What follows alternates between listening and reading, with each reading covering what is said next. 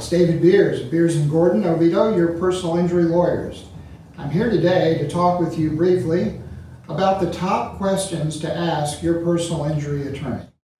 In Florida, personal injury law is a little bit complicated, and the attorney that's trying to dabble in a personal injury case, particularly one where there's a potentially pretty significant recovery financially, that attorney may not do as well for you as an attorney that deals every day with all types of personal injury cases.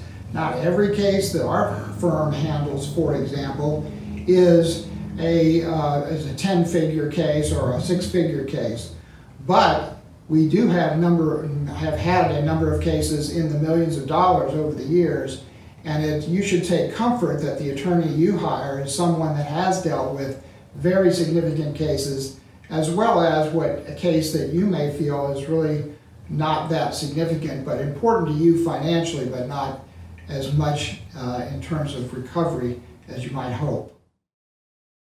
What kind of experience do you have handling this type of case? If it's an auto case, ask them how many years they've been handling auto cases. If it's something different, like medical malpractice or something else, you want to ask them that question. You can find a lot of that information on their website, but if you can't, directly in that conference say, how much experience do you have handling this type of case? And they should be able to answer it right away. You can even ask questions like, what year did you graduate from law school? Because sometimes it's very odd when you look at people's websites, you don't get the year they actually graduated from law school. You found out they only graduated 2 or 3 years ago. They may be in their 40s or 50s and went back to law school. Not that they might not be good attorneys, they just might not have the experience that you're looking for. What is the strategy for my case? And the answer is, it depends on the nature of your case. Not every single automobile accident can be categorized or cookie cutter worked into a certain program that's going to result in achieving the outcome that's desired by both the client and the attorney. So it does depend on the facts of the case, but you should be informed by your attorney what the strategy is going to be. And you should have an agreement with your personal injury attorney about what the strategy is for achieving the outcome you're attempting to reach. The attorney is responsible for the tactics, that is the day-to-day movement of the case and the processing of the claims, but you should have an agreement, and this is important, with your attorney on what the ultimate outcome is really being sought. What kind of success have you had in these type of cases? An honest answer from an attorney is going to be, I've won some of these cases, I've lost some of these cases.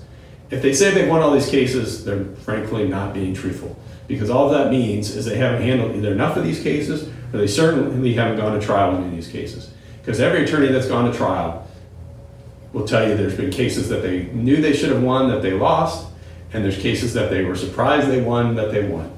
Because that's the way juries are unpredictable. That's why a lot of cases settle. So you can certainly ask about results, and the attorney should be able to talk about results and be able to give you a general range about what a case may be worth, but they're not going to give you the exact results, or they shouldn't, on what they promise in your case, because as you walk in the door, unless your case has been going on for a long time, they're not going to know how much you're going to treat, how much medical expenses you're going to have, are you going to have surgery? So many factors that could go into what the value of your case would be. So that's a tough question. If you ask the question, what's the value of my case? The attorney should, in that initial conference, say, I don't know, here's why, and explain that in that conference. What are the possible outcomes of my claim?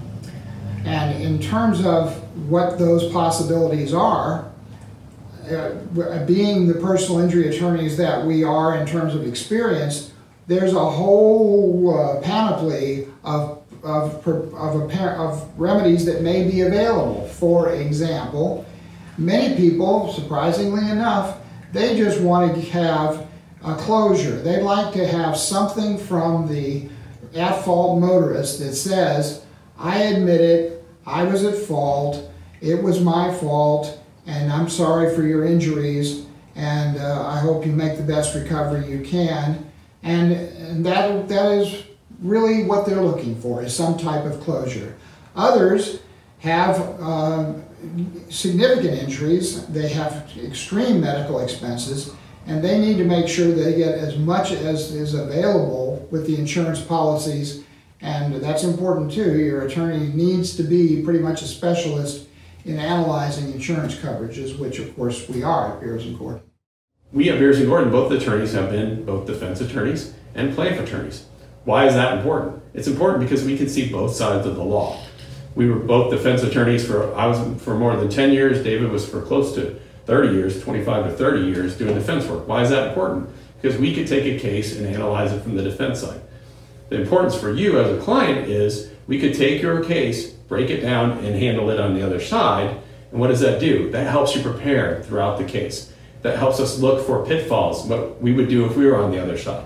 When you're in a deposition, we're going to look at the case from their side and say, this is how I would depose you from my 10 to 30 years of experience doing the other side. This is how we look at the case. Be prepared for these type of questions. That's very important when you're meeting with your attorney. Every client should ask their attorney, what are you expecting of me as a client? And the attorney should have a good program to explain what is expected. One of the features of each and every case is a claim for loss of capacity to enjoy life, for example, in Florida. And for you, it's important that you verbalize this or give us this information in a way that we can put it together and make sure that we humanize you, that you've been given a face with the insurance company, as trite as that may sound. It's to pull your case away from all the numbers of cases they have and have your claim looked at uniquely so that we can achieve the best financial recovery for you that you deserve. Well, how much is all this going to cost me? And while many personal injury attorneys will, of course, tell you immediately, well, it won't cost you anything if we don't recover, because that's the way a contingency fee contract is designed to work. If there's no recovery, there's no attorney's fee charged. You are also entitled to be aware of and be accounted for costs of the claim as they go forward, and these can be substantial depending upon the personal injury firm that you signed with. For example, some personal injury attorneys will use investigators, and they will charge by the hour for their investigative services, and those charges will be taken off the top of your value of your recovery and may reduce significantly what you will receive in addition to the contingency fee contract. At Beers and Gordon, we do not do that without your specific approval of what these expenses will be. Some cases do require accident reconstruction experts, engineers, things that certainly doctors are required, treating doctors, reports from treating doctors. All those costs should be itemized at least in a reasonable estimate by your personal injury attorney. What are the alternatives to going to court? And the answer frequently will depend upon what your goals are. Most of our cases are settled without a lawsuit, but because we are a specialized law firm and we handle cases that are significant, it is common for us to have a number of cases in suit at one time. But roughly 80% of the cases that we end up putting in a lawsuit do settle out of court without ever appearing before a jury. And that's done usually in a process known as mediation, which every civil case in Florida has to go through a court-approved mediator. Who's going to handle the case? Is it going to be you? Is it going to be a case manager? Is it going to be a paralegal? Who's going to handle the case? At some firms, it's just the case manager. You get to a big firm, they may just have the case manager handle the case, and you don't talk to their attorney at all. At our firm, it's a collaboration. We have staff and attorneys handling every case. Every case is looked at on a weekly or bi-weekly basis in each instance with the case manager. The case manager is going to be reaching out to you to talk to you about the case, but you're going to hear from the attorney a lot. And there's never going to be a time, unless the attorneys are in trial, that you wouldn't be able to schedule a conference with the attorney to hear directly about the case from the attorney. So if you call one day, you say, can I have a conference later that day or the next day, and then we have time on our calendar, you're going to get a chance to talk to that attorney about the case and ask him specific questions. So that's a great question to ask, is who's going to be handling my case as we move forward? And the answer has to be, you're going to have the attention of the attorney and the time of the attorney, but also there should be a support staff provided by your personal injury law firm. And in that case, you're going to want to know what training and experience these individuals who are assisting handling your case have.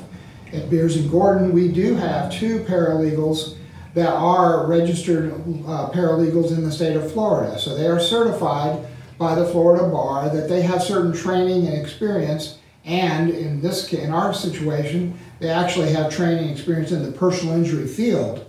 So they'll be assisting other staff members who have other skill sets in handling your case. How long does this process take? And the answer should be provided by your attorney very confidently and extremely candidly. Florida right now, due to the COVID crisis, is in fact in a position where we have quite a backlog of civil cases. So whereas we normally would expect a civil case from the date of filing a lawsuit to the date of a jury trial to be about 10 months to 12 months, instead we're in a situation where we have cases that are being scheduled 16, 18, and 20 months out because of the backlog within our courts.